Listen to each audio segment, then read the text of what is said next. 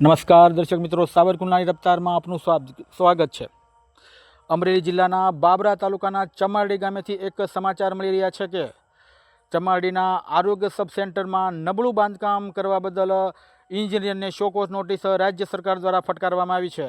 આ બાબતથી સાબિત કહી શકાય કે ભ્રષ્ટાચાર કેટલી હદ સુધી ક્યાં સુધી પહોંચી ગયો છે તેનો આ તાજો અને ઉત્કૃષ્ટ દાખલો છે। પરંતુ આ ગામના જાગૃત સરપંચ દ્વારા સમગ્ર કામની ચોકસાઈ અને બારીકાઈપૂર્વક તપાસ કરી અને યોગ્ય આધાર પુરાવા સાથે તેઓએ રાજ્યના આરોગ્ય મંત્રી શ્રી પ્રફુલ પાનસરિયાને આ સમગ્ર બાબત અંગે વાકેફ કરી અને તેમની સામે આ ફરિયાદ કરતા આ સમગ્ર બાબતે આજ રોજ રાજ્યના મંત્રી શ્રી પાનસરિયા દ્વારા નાગરિકના સ્વાસ્થ્ય સાથે જોડાયેલા ભવનોના નિર્માણમાં કોઈ પણ પ્રકારની બેદરકારી કે ભ્રષ્ટાચાર કે ગુણવત્તા સાથે બાંધકામ લેવામાં નહીં આવે તે અંગેનું કડકમાં કડક વલણ અપનાવી આજ રોજ આ બાબરા તાલુકાના ચમાડી ગામે આરોગ્ય સેન્ટરનું નબળા બાંધકામ બદલ એન્જિનિયર શોકોઝ નોટિસ ફટકારવામાં આવી છે અને તેઓને યોગ્ય ખુલાસો કરી અને તેઓની વિરુદ્ધ કાયદેસરની કડકમાં કડક કાર્યવાહી શું કામ ન કરવી તે અંગેની પણ તાકીદ કરવામાં આવેલ છે। ત્યારે ગામના સરપંચશ્રીની જાગૃતતાને કારણે આજે એક મસમોટો ભ્રષ્ટાચાર બાબરા તાલુકાના ચમારડી ગામે થઈ રહેલા આરોગ્ય સેન્ટરમાંથી સામે આવી રહ્યો છે। ત્યારે જિલ્લાભરમાં થઈ રહેલા આવા અનેક બાંધકામોની અંદર જો સરપંચશ્રીઓ જાગૃત થઈ